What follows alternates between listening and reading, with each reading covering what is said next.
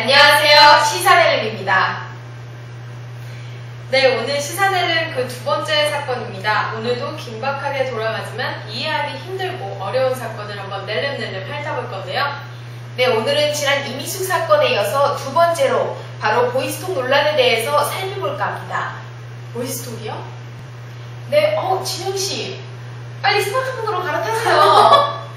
보이스톡은 카카오톡에서 새롭게 내놓은 서비스랍니다. 설마 카카오톡도 모르시는 거 아니시겠죠? 너무 무시하시네요. 카카오톡은 북미 앱으로 불리면서 스마트폰에서 다운받을 수 있는 어플리케이션이잖아요. 그래서 문자를 보내는 것처럼 이 카카오톡을 설치한 사람들과 서로 대화도 나누고 사진도 보내고 그런 거 맞죠? 네, 맞습니다. 그런데 보이스톡은요, 여기 카카오톡에서 한 발 더 나아가서 이제 무료 무선 인터넷 통화 서비스를 제공하는 어플입니다. 그런데 무료 음성 통화 서비스라고 하면 이동통신사 입장에서는 마냥 반길 일이 아닐 것 같은데요. 지난번 카카오톡 때만 해도 뭐 종량제 실시다 뭐다 말이 참 많았잖아요. 그럼 말 나온 김에 카카오톡에 대해서 진영씨가 한번 정리 좀 해주세요. 알겠습니다. 카카오톡은 지난 2010년 3월 처음으로 그 서비스를 시작을 했는데요. 일종의 모바일 인스턴트 메신저로 현재 무료로 사용자들에게 제공이 되고 있습니다. 문제는 아무래도 카카오톡 자체가 무료 어플인데다가 한번 설치만 하면 카카오톡을 설치한 다른 사람들과 무료 문자를 주고받을 수 있게 되다 보니 문자를 쓰는 사람의 수가 현저히 줄어들게 된 거죠. 이 때문에 카카오톡 측과 이동통신사 사이에 갈등이 빚어지게 된 겁니다. 그런데 이 와중에 망중립성이라는 이야기가 나오고 있잖아요. 네, 망중립성이란 인터넷망을 통해서 전송되는 모든 전자적 통신은 콘텐츠, 어플리케이션, 서비스, 단말기, 제공 사업자 및 최종 이용자에 관계없이 동등하게 취급이 돼야 된다는 거죠. 문제가 되는 건 이렇게 차별이 없어야 되는 데이터가 종류와 제공자 등에 의해 분류가 돼서 다르게 취급이 되고 있다는 겁니다. 그렇군요. 그러면 카카오톡도 하나의 어플리케이션으로서 역시 동등하게 다뤄져야 된다는 거네요. 맞습니다. 그럼 경희씨, 보이스톡은 뭔가요? 네, 이제 제가 보이스톡에 대해서 정리를 해드리겠습니다.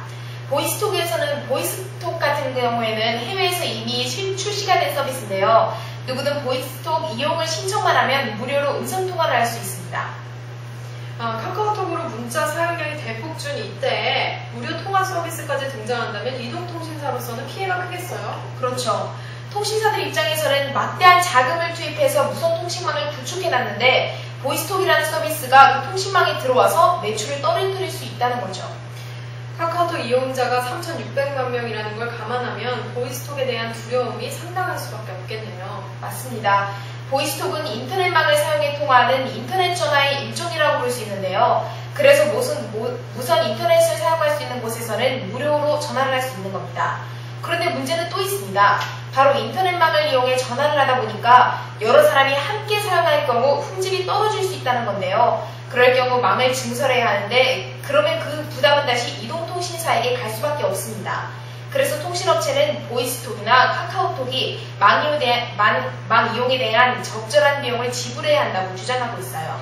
그렇군요. 그런데 경희씨, 그거 아세요? 이런 비슷한 일이 독일에서도 있었어요. 어떤 일이죠? 아시는 분들 많이 있을 것 같은데 바로 스카이프입니다. 스카이프는 무료 인터넷 전화 서비스인데요. 2009년 3월에 스카이프가 아이폰 전용 앱으로 출시가 됐습니다.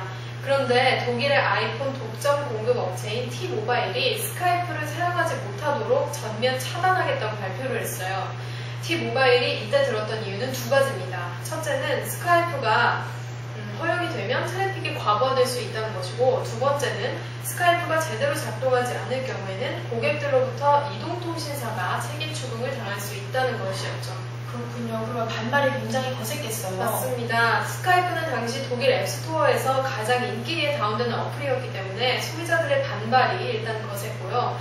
망 중립성을 지지하는 시민단체들의 비난도 있었습니다. 이 때문에 T-모바일에서는 무료 인터넷 전화 서비스 전면 중지를 철회하고 특정 요금제 이상을 선택하거나 추가 요금을 지불할 경우에는 사용할 수 있도록 했죠.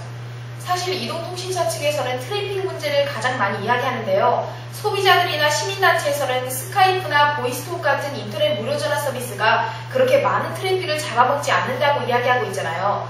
아마 국내에서도 스카이프 사례처럼 적절한 수준에서 보이스톡 논란이 마무리되지 않을까 싶습니다. 네, 얼마 전 LG U+의 프랑스에서 보이스톡을 전면 허용하면서 인터넷 무료 전화 논란은 다소 일단락이 되는 듯이 보입니다. 소비자의 입장에서는 무료로 여러 서비스를 이용해서 좋기는 하지만 한편으로는 통신사가 망 개설에 노력하지 않을 경우 차후 품질이 떨어질 수 있다는 우려가 들기도 하네요. 정말 뭐라고 단정짓기는 어려운 문제들인데요. 하지만 인터넷 무료 전화 서비스가 대세인 것만은 분명해 보입니다. 동감입니다. 네, 시사멜렘 오늘은 여기까지였고요. 보이스톡 논란 이제 정리가 좀 되셨으면 좋겠네요. 네, 시사멜렘 다음에도 흥미롭고 또 복잡한 이야기로 다시 찾아올 테니까 기대해주세요. 네, 지금까지 시청해주신 여러분 고맙습니다. 시사멜렘 또 찾아뵙겠습니다.